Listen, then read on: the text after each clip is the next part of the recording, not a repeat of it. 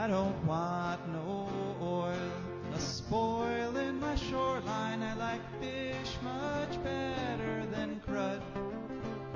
I like birds and things, a creeping and crawling. Won't trade no more oil for blood. The sun done give us all we need to make this country run. But that black demon oil's got us fussing and fighting, and I do believe it's time we was done. I don't want them nukes run by them kooks who think radioactivity is fun. No more three-headed frogs or kids with leukemia. Nuclear power ain't fit for a dog. The sun done give us all we need to make this country run. But that nuclear power's got us fussing and fighting, and I do believe it's time we was done. No nukes! Good morning, Toledo, and good afternoon, Columbus, and hello to everyone listening on the internet wherever and whenever you are. My name is Joe DeMare, and I'm here with my co-host, Rebecca Wood. And we are bringing you For a Green Future. For a Green Future is a show where we talk about the environment, we talk about ecology, and we talk about it in terms of your health, your wealth, your happiness, how it affects you, how it affects your family. And we do this trying to be upbeat. We try to be a little positive on our show, and it's a struggle, though. Environmentalism is a struggle. We talk about those struggles. We have a good show lined up for you today. Managed to get an interview with a representative of the Wet'suwet'en tribe, who is, right as we speak, up at an encampment in their unceded territories up there, blocking a pipeline, an oil pipeline that the federal government is trying to force through. And she took some time out to talk with me and have a little interview. That's coming up in about 15 minutes.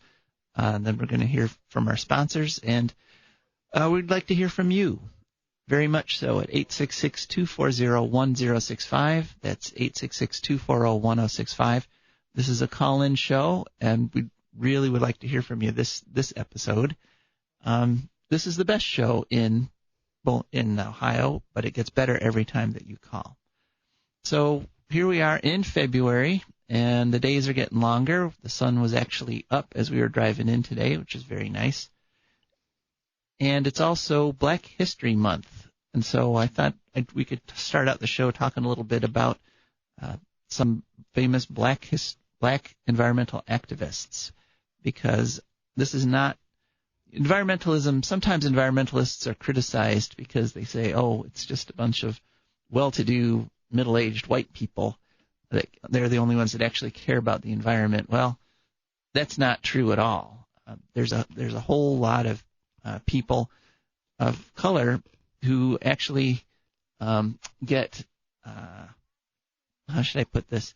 They get targeted for businesses that produce a lot of toxins and pollutions. It's called the environmental justice movement because they've done studies and they have shown that whenever there's an incinerator to be built or a dump to be put in, over and over again, they're put into neighborhoods that are primarily African American or other people of color. And so that's a whole sort of wing of the environmental movement, is to point out that it's not fair to literally dump on these communities. And so, Rebecca, you've done some research about some black environmentalists.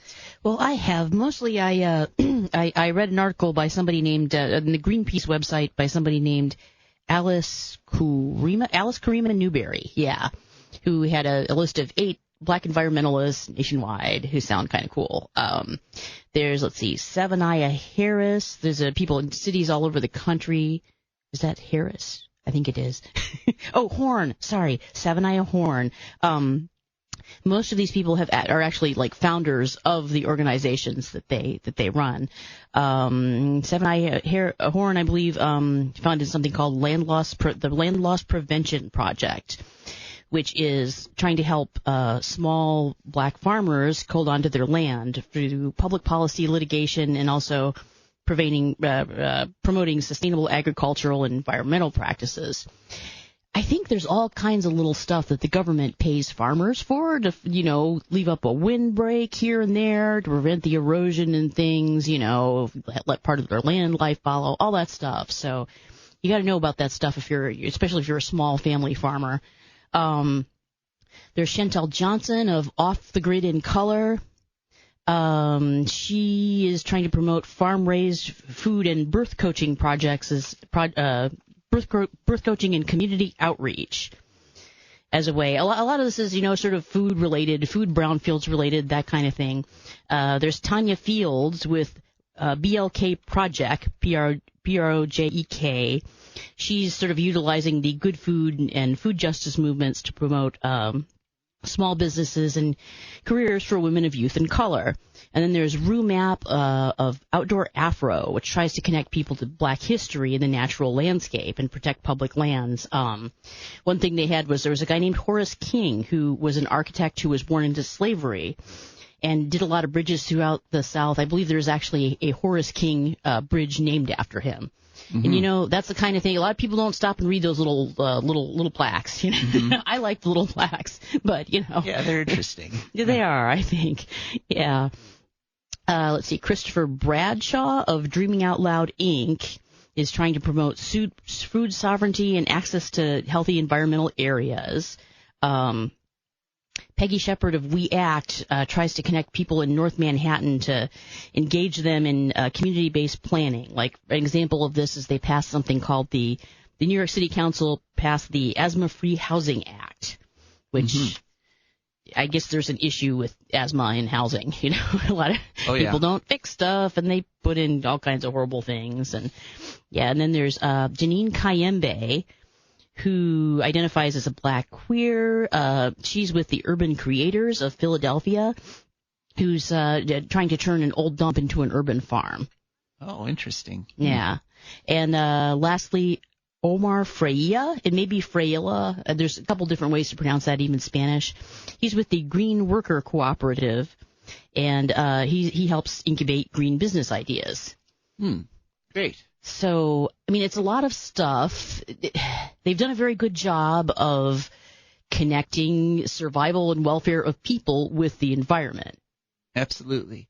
And people of color often they feel that connection most closely because they're in neighborhoods that are suffering from some sort of environmental contaminant. For example, lead is and lead exposure is a big problem in the African American community because a lot of them are in inner city areas, and our inner cities were contaminated by lead by decades of gasoline that had lead in them and by lead paint and other sources, and that causes many of the problems that are associated with inner city schools. It literally causes things like hyperactivity and lower IQs and having a harder time reading, and so. Also, if you're like me, you can't get to most of the metro parks. Your local little city park or vacant lot or the nature you put in your mouth 3 times a day is your major contact with nature in a lot of ways. If you live in the city and there is not great public transportation, or even if there is, it's harder to get out to actual national parks. Mm-hmm. So, but, our cities need to be more environmentally sound, too. Right. And I want to add to your list, here in Ohio, there's a fellow named Devin Branch who was, he actually ran for mayor of East Cleveland a few years ago, and part of his campaign was based on the fact that they had just put in a dump in East Cleveland that was catching fire. It was supposed to be, it was supposed to be construction waste. But it turned out to be they were dumping other stuff in there too, and it kept catching fire and sending clouds of toxic smoke over East Cleveland. And so he's been fighting that for a number of years and very committed environmental activist. And then locally, we also have, wanted to mention quickly, the Glass City Goat Gals, Unique Jones and Elizabeth Harris, who have an urban farm, promoting sustainable food and also acting as sort of a community center, ecotourism. You can go see it. It's nice. There are goats. Goats are really cool. Yeah. They do interesting little jumpy things. Mm-hmm. They'll eat grass that you give them. Mm-hmm. They'll let you scratch between their horns when they're, especially the adolescent goats, but then they get a little excited and start to toss their heads, so you have to watch out for that. And then, of course, there is our friend Thomas Jackson of Thomas Jackson Gardens, which is his landscaping business, who about 3 years ago got in trouble with the city because he was piling wood chips on land which I believe belonged to him. Mm-hmm. In the city of Toledo. He was doing this because it's a way to neutralize the bad stuff in the soil. Mm-hmm. Apparently you just pile on a bunch of 5-6 feet of wood chips, and I think within 6 months to a year it's mostly degraded into dirt. Yeah, it's amazing what the microorganisms involved in that process can do. Yeah. I don't know if we haven't really talked about the toxin dioxin, mm-hmm. which is one of the most potent poisons and cancer-causing chemicals. This is reminding me somehow of the 70s, maybe Love Canal. It has It was a neuron has clicked in my head. One of the big contaminants in Love Canal was dioxin. Dioxin bad. And Lois Gibbs, who was leading that fight, helped bring awareness of dioxin contamination and how serious it was. Well, when you decompose wood chips, one of the thousands of organisms that are involved in that is it's a fungus called white rot fungus. So it can actually eat dioxin. No, good for it. Yeah, and completely chemically neutralize it. And, it does that when it's decomposing things, when there's not much nitrogen. So you've got wood chips and this white rot fungus. And if you have a dioxin contaminated area, it can literally eat the poison and clean it up. So. Yeah, so what happened with that was that the city of Toledo decided that Thomas Jackson was illegally storing wood chips and fined him $30,000, although he explained everything that he was doing and pointed out that in the months leading up to the trial, from the time they served him with papers until the hearing actually happened, it had about 30, a third of it, half of it or something had turned back into dirt. So it was happening pretty quickly, but yeah. I'm not sure. He still, if you're interested in more information, there's also a site called Justice for Thomas Jackson. So check it out. Look at that. He's still doing posts, so he's still around. Okay. Yeah. So where do you fall in on the Thomas Jackson controversy here in Toledo? At 866-240-1065, did you think he deserved everything he got, or do you think he was just being unfairly persecuted by the city? And Rebecca, I wanted to ask, where are those goats that you mentioned? On Mentor Avenue, Mentor Street in Toledo. Huh, cool. It's not a place that the bus goes by a lot, so. Mm-hmm. Oh, that's neat.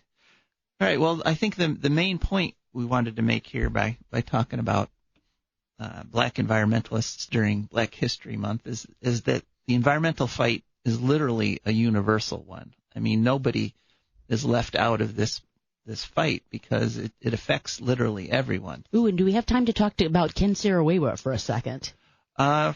Briefly, yeah. Briefly, yeah. Yeah, he is one of the big names that you think of when you think of black environmentalism, because I believe he was murdered in the 80s in Nigeria by an oil company. He was a Nigerian environmental activist. Royal Dutch Shell was linked directly to his murder. He was trying to protect the Nigerian Delta because there were indigenous fishermen there who for literally thousands of years had made their living fishing that delta, and the oil and gas development was coming in and it was destroying huge chunks of the delta because there were spills. It wasn't correctly regulated, and literally you can't do oil drilling without doing environmental damage. So so he fought it for many years, and then literally they murdered him. And there's a documentary about it too, I think. Yeah, and no one was really held accountable for it to this day, as far as I know. And all the environmental damage he predicted since he was murdered actually has come to pass. That's one thing about being an environmentalist. we don't get any pleasure in being proved right by these dire predictions we're making. You're right a lot, but it doesn't make you happy. It's like the story of Cassandra in Greek mythology all over again. Yeah. I mean, we predicted the Antarctic ice sheet melting and the ocean currents getting messed up. We were predicting this, back in the 80s and the 90s, and now that it's happening, and we were right. It's not like, hey, we were right. Look at that. No, it's like passenger pigeons are going to go extinct if you keep shooting them. Like, the ice caps are going to melt if you keep making the planet hotter. Right. It's like we were right. Yeah. Okay, you didn't listen to us then, but maybe it's nice to be right, but when you're kind of underwater and there are no passenger pigeons, it's not as much fun as you would think. No, it's not as much fun. So the point is, we were right back then. So listen to us now, because we're right. We're right now. We have a very good record also. of being right. Yeah, we know what we're talking about. Unfortunately, yeah. And one of the things that we're saying in the environmental community and environmentalists is we have to stop doing the oil and gas infrastructure. We have to stop building these pipelines. We have to stop the drilling. We have to stop the mining of coal and other resources. There's better things we can do with that money. There's better ways we can get energy. And today's interview is with a woman who is putting that belief into practice, and she's one of a group of people that are up in the British Columbia. There's unceded Native American territory up there, and owned by the Wet'suwet'en tribe. And so I was able to get an interview with a woman who calls herself Molly, and she is one of the people in one of these encampments that are blocking that pipeline. And she actually was on a cell phone out there in the wild, in the woods, but she had a signal, and so I got an interview with her. So let's go to that interview now, Russell. All right. Welcome to For a Green Future, Molly. And I understand that you are part of the encampment up there in the Wet'suwet'en territory. Could you tell us a little bit about what's going on there? Why are you folks protesting, and what you hope to accomplish? Well, right now we have a bunch of occupations of our territory that we've for several years. One, I'm the spokesperson for Just Get 'Em Den, which is one of our 5 funds of our nation.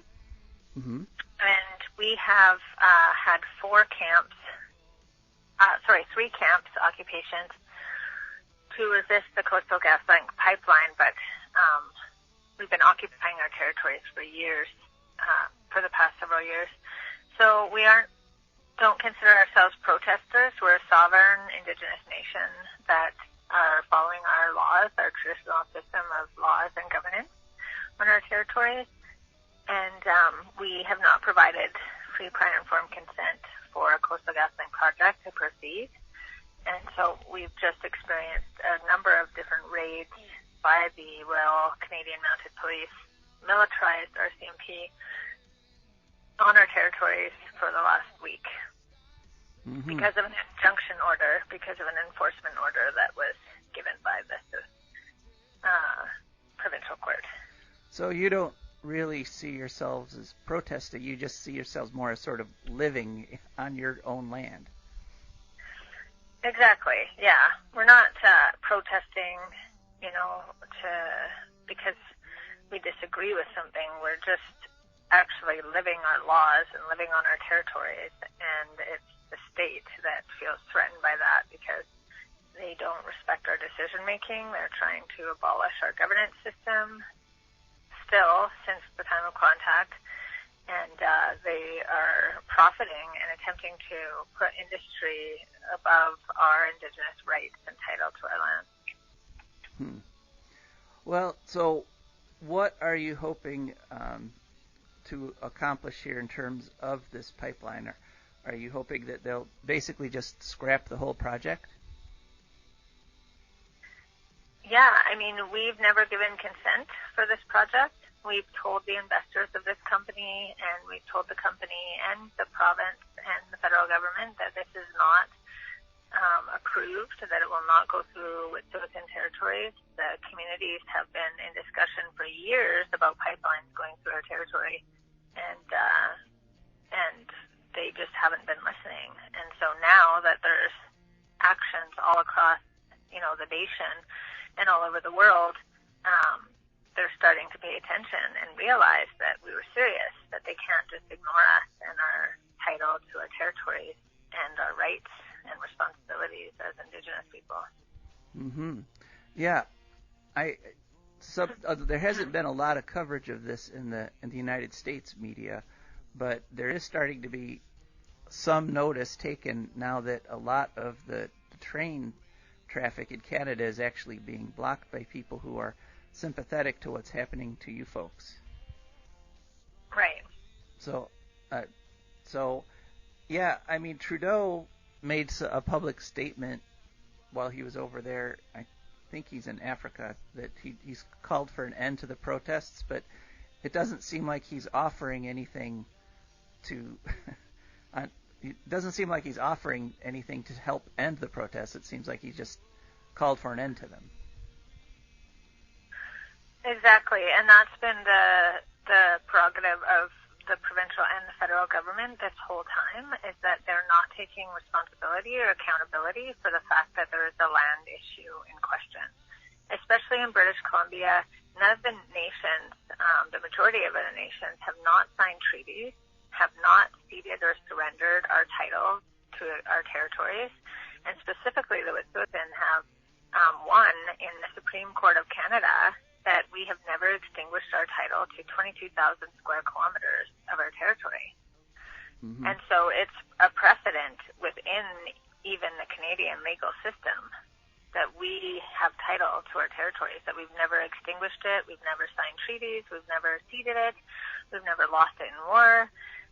These territories belong to the Wet'suwet'en, and they're not addressing the issue. They're acting as if it's an RCMP issue, and we can see how that turned out when the RCMP have been continuously invading our territory. That's why we can see all the rise up across the nation from all of these different Indigenous groups, because they too have felt state repression and state violence against them for standing up for their territories and for their rights. Yeah, I know. I think a lot of people would like to think that sort of government just abolishing people's rights or violating people's rights, that was sort of in the past in terms of the Indigenous people of North America, but sounds like we're very much in the present.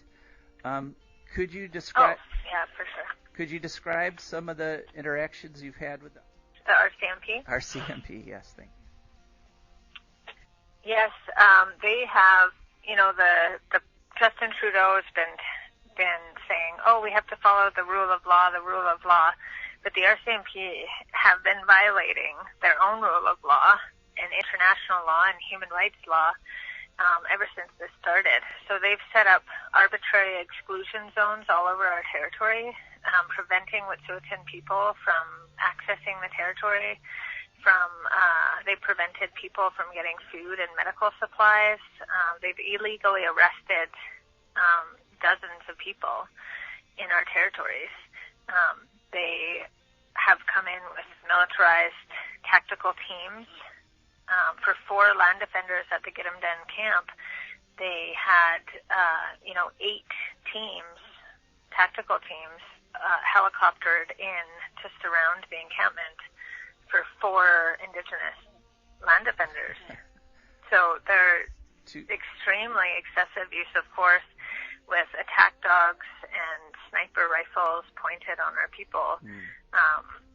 That's the kind of interaction we've seen with them day after day after day on our territory. 2 tactical teams per person. That's pretty impressive. And regular RCMP as well. On top of that, so there's about 30 to 40 regular RCMP officers. There's a special group of RCMP here in so-called BC that's they're called CIRG. It's a community industry response group that are specially trained to oppress Indigenous resistance to industry. So it's a specially trained group of RCMP specifically to protect industry and industry's interests on Indigenous land. Well, and we like to make the point on our program, the For a Green Future, that this is an industry, the oil industry is essentially it's hurting all of us. I mean, you're there in British Columbia, but if this oil gets put into the atmosphere, it will affect everyone, including us here in Ohio. Yeah, exactly. Yeah. Well, and I think I think a lot of people. Go ahead. I think a lot of people have heard your message. Especially in Canada, with the blockage of the trades, and there was an encampment on the steps of Parliament. I understand.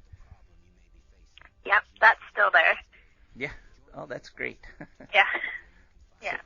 So people aren't standing down, and in fact, I think that that things are increasing and things are escalating, and I've heard the politicians say, this is this issue needs to be resolved, and the police need to enforce the injunctions, but if they continue to repress Indigenous people across the country in the way that they've been repressing us, then it's going to escalate the situation significantly. Mm-hmm.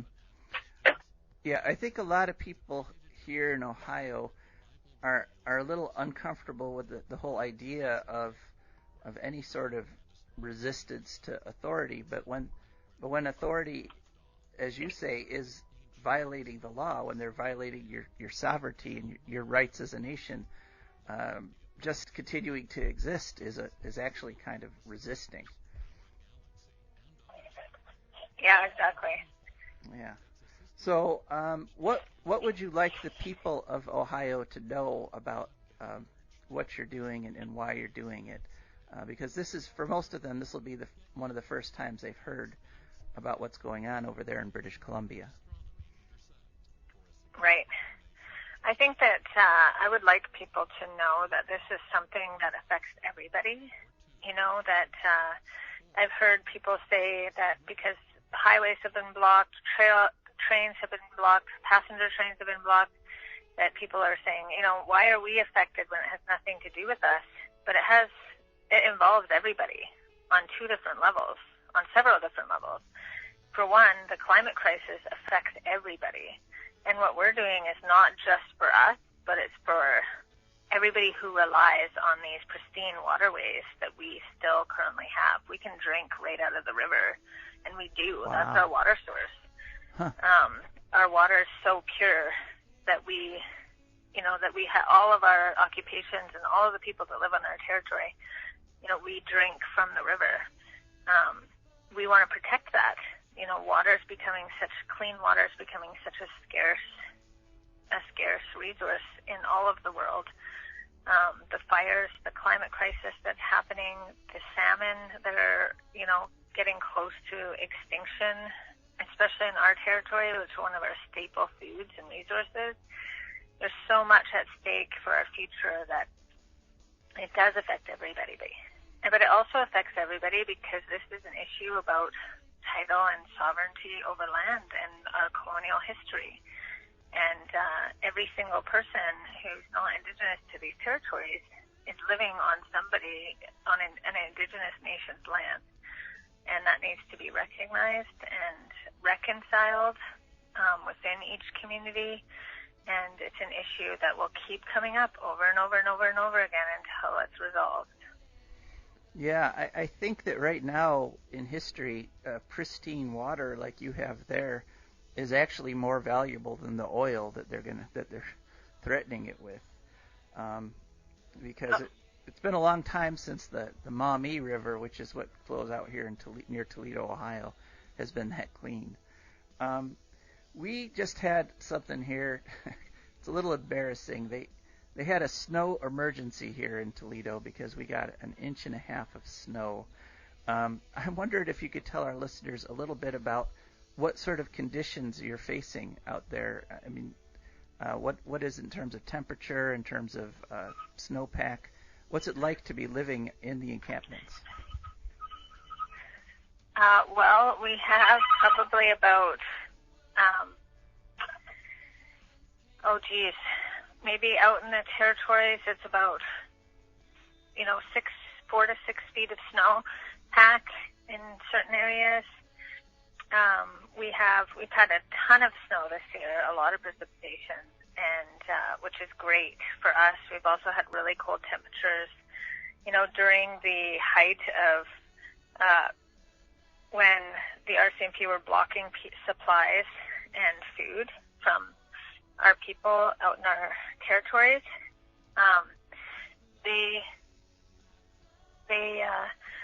they wouldn't allow anybody in with supplies or food, and it was minus 44 degrees Celsius.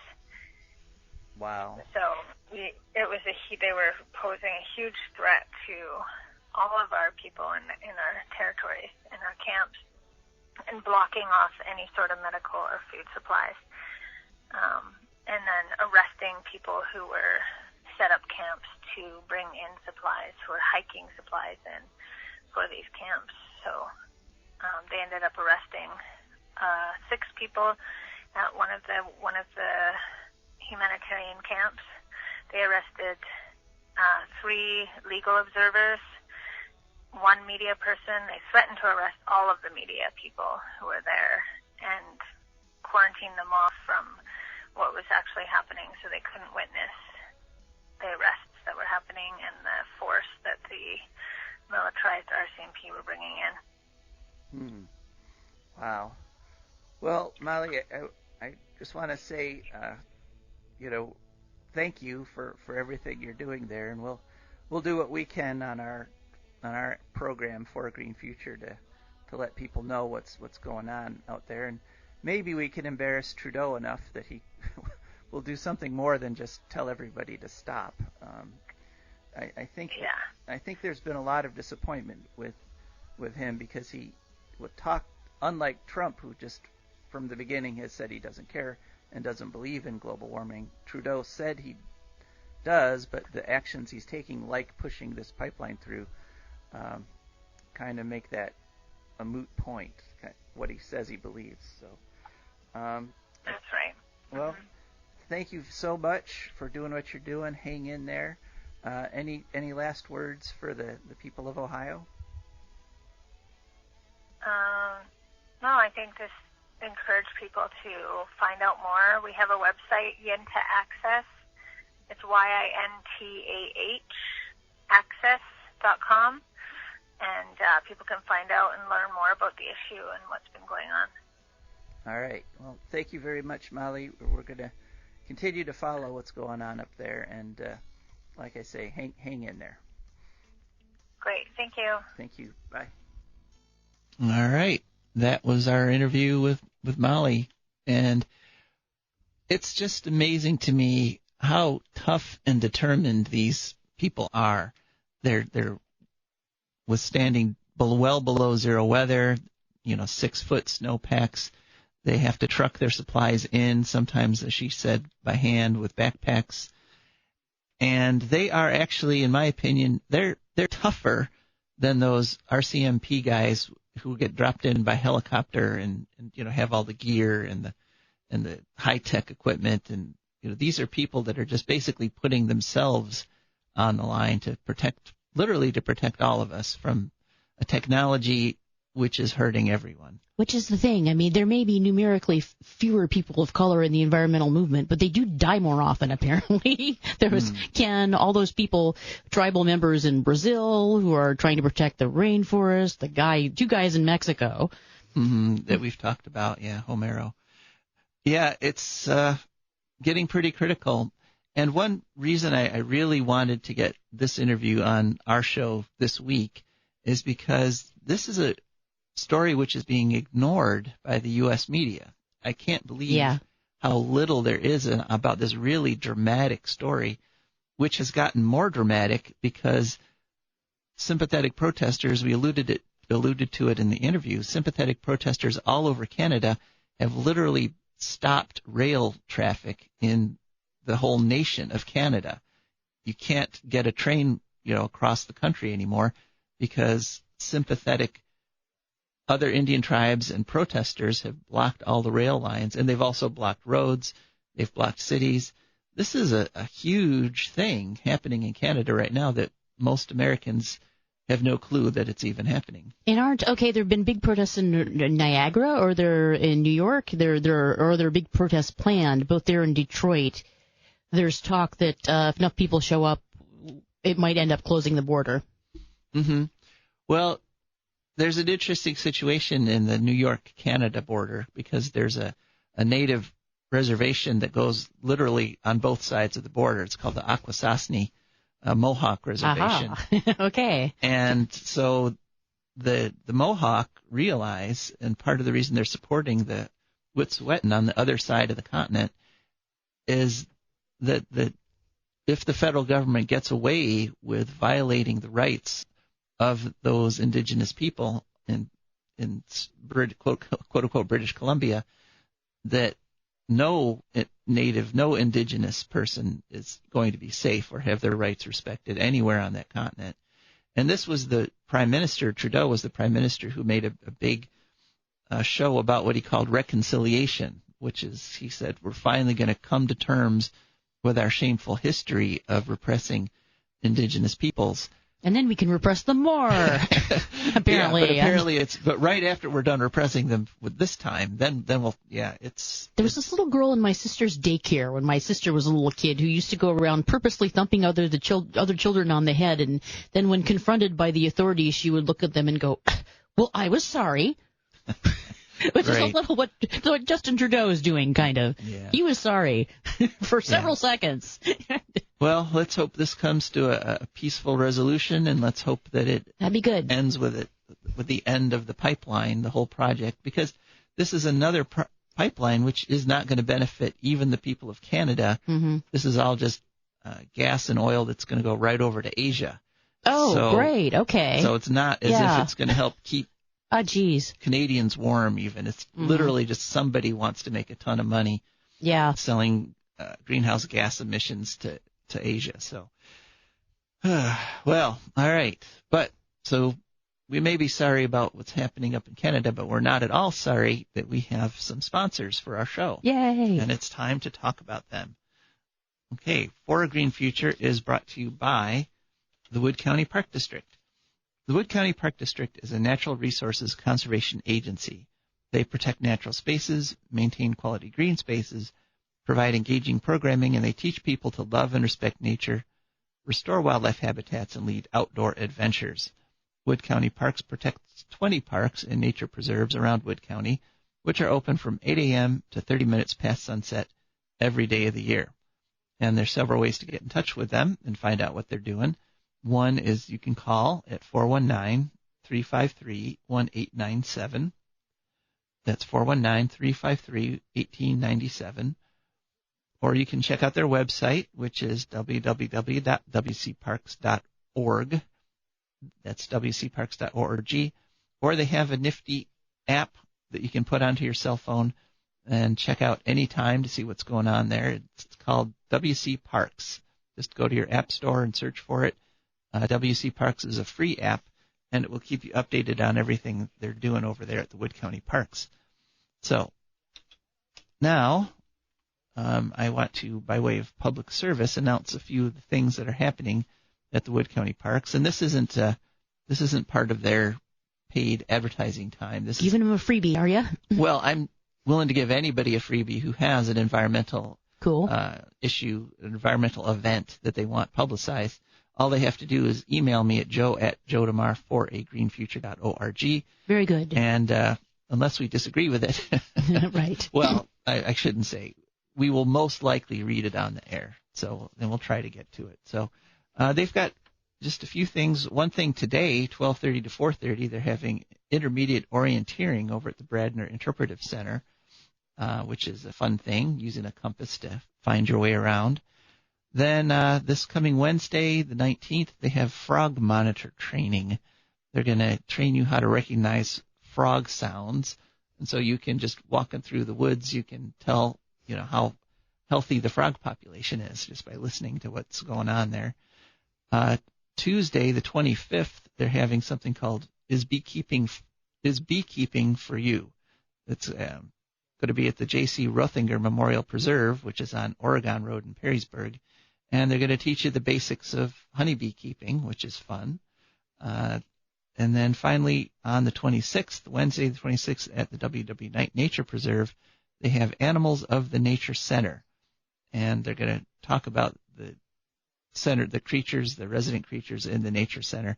And you can register for all these things at wcparks.org or by calling 419-353-1897. Yeah, that nature preserve there, they have a really nice party area that you can rent. Nice. In fact, we rented it for my wife's father's 95th birthday. We had a big blowout there, and it was fun because some of those animals of the W. Nature Center, a little herd of about 6 deer, literally came right up to the windows of the Nature Center and looked in at us as we were all partying there. We didn't invite them in, but we were happy to see them. There we go.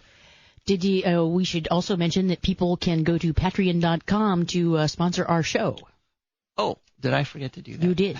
I'm pretty sure. Unless I zoned out again. No. I think it was you. Yeah. No. If people want to become patrons, we have our advertisers, but we also have our patrons, and we can't do this show without them. So if you're interested in becoming a patron of For a Green Future and getting, making sure that we're able to keep getting some of the information that no one else is going to give you out onto the air, you can just go to patreon.com and type in a search for A Green Future.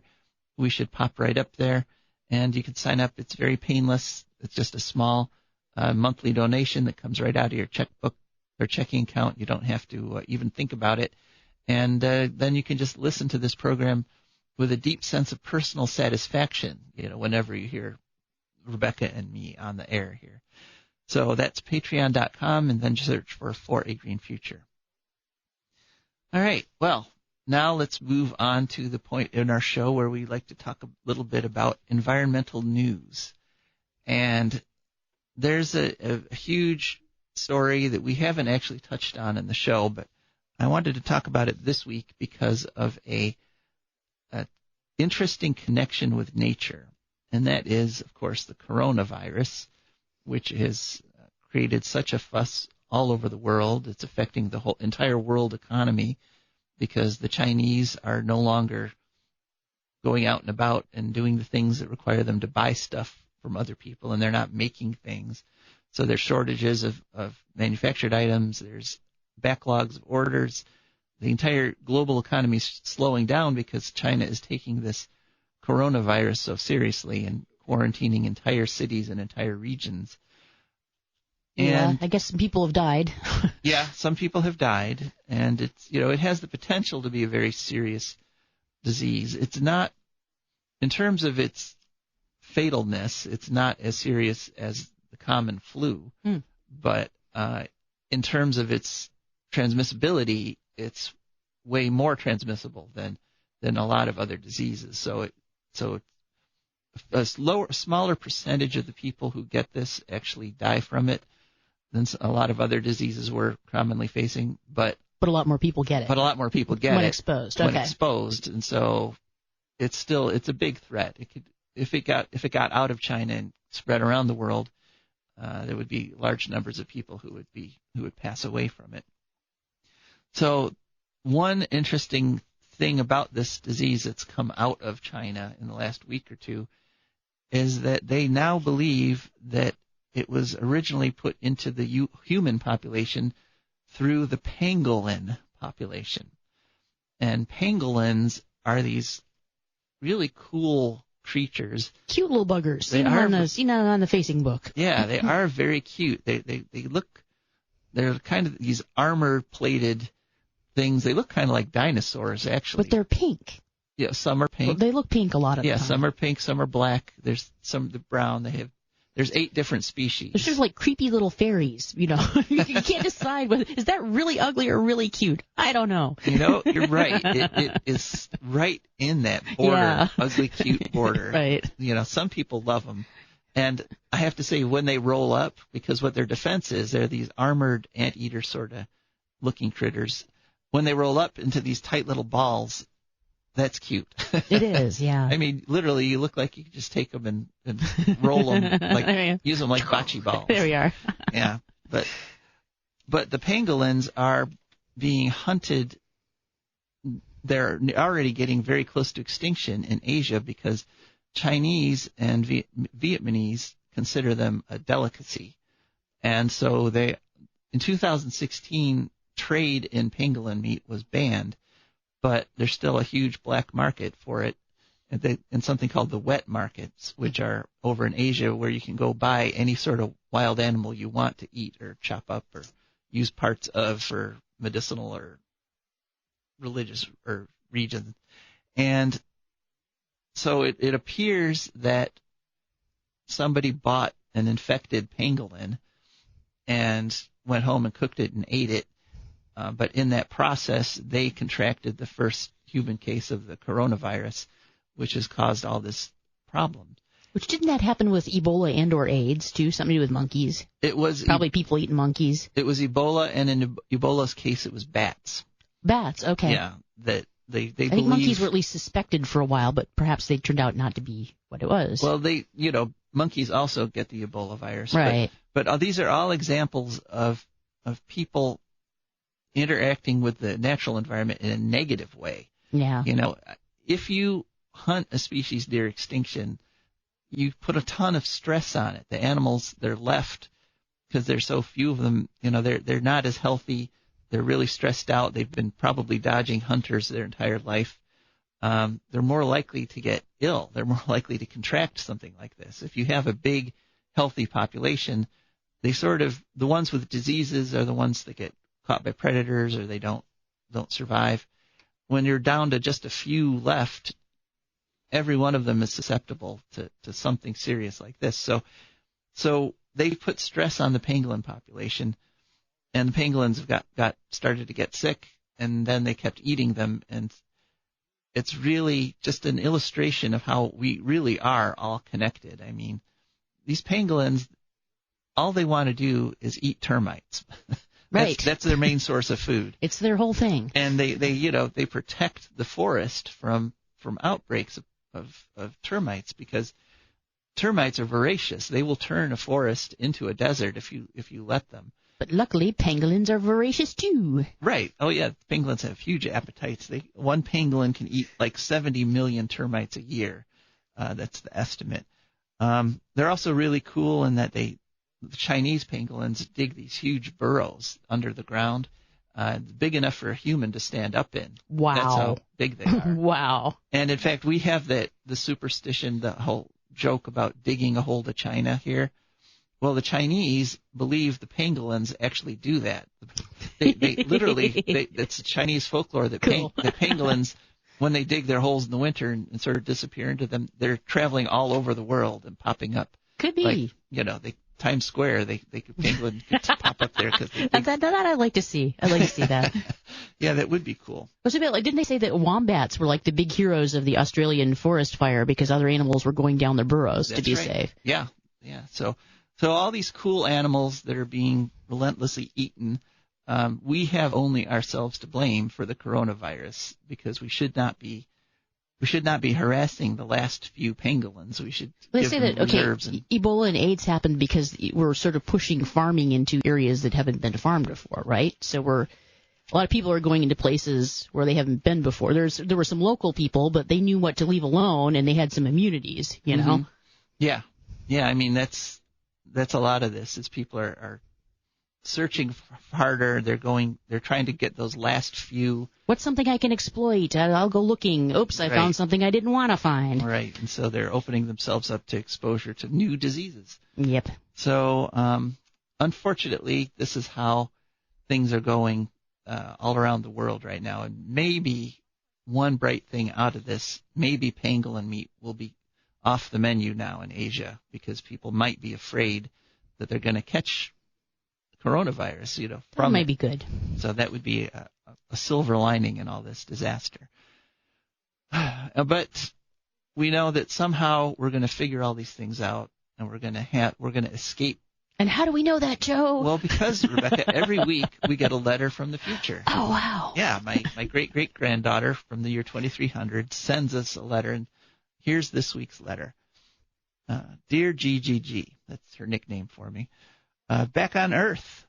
I can't tell you how good it feels after more than a month on spaceships and in buildings or pressure suits. Our dirigible docked at the Empire State Building in New York City. Yes, the mast on top of the Empire State Building is actually functional as a dirigible dock now. Luckily, we don't have to quarantine coming from Mars the way we had to quarantine when we arrived on Mars. As we got off the ship, I suddenly had to get outside.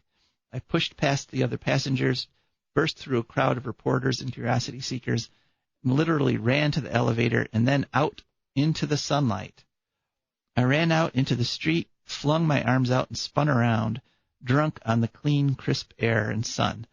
I picked a direction and randomly started running down the middle of the street. The branches of the huge old trees along the street almost meet out in the middle, but through their leafless branches I could still see blue sky and clouds. In my time, the streets of New York City are just for pedestrians, and the trees planted in your time have grown to giants. The birds were singing in the bright winter sun, and people were shouting to me as I ran past them, but I didn't care. I ran all the way to Central Park and finally threw myself into a snowbank. I laid there on my back in the snow, watching the clouds in the sky and the clouds of my breath lifting up to meet them. For some reason, my thoughts turned to Bill Riderson, stuck on Mars in a cramped little habitation module. He will never be able to experience what I just had. Cold snow melting into my hair and on the back of my neck brought me back to my senses. I climbed out of the snowbank, brushed myself off, and started to find my hotel. I did manage to talk to my brother Sam before we got off the dirigible. We reached a reconciliation of sorts. Now that he has some distance from the colony, he understands what they were doing was foolish. Mostly he was avoiding me out of embarrassment. It's good to have my brother back, and it's good to be back on Earth, and it's good to be able to write to you from the green future, GGG. Keep fighting. Love, Marie I. All right. So, yeah. I found out Central Park is actually 3 miles from the Empire State Building, so my great-great-granddaughter must be in really good shape. I guess so, yeah. So, all right. Well, we are nearing the end of the show. We have time for a call if anyone wants to call in about anything we've been talking about or any other environmental or eco question at 866-240-1065. Mick Gonzalez and the Cheap Seats are on their way back. I'm sure Mick is making his way to the studio right now, so don't worry, sports will return momentarily. But this has been an interesting week for me, environmentally speaking, because we're at a time when the biggest battles, the most important things, aren't really being brought to people's attention by most of the media. This happening up in Canada has dire consequences for the whole history of the human race, and I think that's why so many people in Canada have responded to this call. If they push this one through again, that we're talking about millions of more tons of CO2 going into the air. And England is considering a huge project, an insane project. They want to dam the North Sea because it's a sea. It's connected to the Atlantic Ocean. I know. That's why I said it's an insane project. Yeah. And it would require moving more sand than humans have moved up to this point in the entire history of the human race. But it's they just have to wall it off from the Atlantic Ocean. That's what they want to try. Yeah, but why? Because they're afraid, rightfully so, that global warming is going to cause expansion of the ocean and London will become flooded. Yeah, it might, yeah. Yeah. And the thing is that they're talking about these insane coping projects before they're talking about stopping the cause of the problem. Right. I mean, one thing that people don't think about... They could just pile all the sand on top of the island of Great Britain and make it higher, much higher. True, but yeah, I don't know. But people don't realize that these projects that they're proposing, all these global warming coping things, themselves would cause immense amounts of global warming gases to be put into the atmosphere. Could you imagine how much oil you would have to burn? Okay, and stuff living in that sea needs to migrate to other places to complete its life cycle. I mean, eat and breed and things, I'm guessing. Yeah. Yeah. Oh, man, there's all kinds of horrible consequences. But this is what the engineering mindset, this is what the politicians, this is what they're thinking of doing instead of just stopping the problem. And how many billions of dollars is this going to cost? Because remember, that one's taking care of the environment is too expensive, Joe. Oh yeah, no, that one's can't do going that. up It's into not practical. That one's getting up into the trillion. Oh dear number. God. Yeah, so they're really talking about spending trillions of dollars to. But it would be way too much money just to make some ever-loving solar panels. Alrighty then. Yeah, so that's where we find ourselves, and the Ohio Senate, the Ohio legislature is doing their part again. They've got a new bill up that would block wind turbine development completely. So far, a few have managed to slip through their net, but they've got a new law. We'll talk about that next week. But I hear the music, so that means it's time for us to thank you profusely for sticking with us and listening to For a Green Future. And we'll be back next week. And don't hesitate to contact us with your questions at joe@joedemar4agreenfuture.org. So this is Joe DeMar. And Rebecca Wood. Signing off. But that black demon oil's got us fussing and fighting, and I do believe it's time we was done. I don't want them nukes run by them kooks who think radioactivity is fun. No more three-headed frogs or kids with leukemia. Nuclear power ain't fit for a dog. The sun done give us all we need to make this country run. But that nuclear power's got us fussing and fighting, and I do believe it's time we was done. No nukes!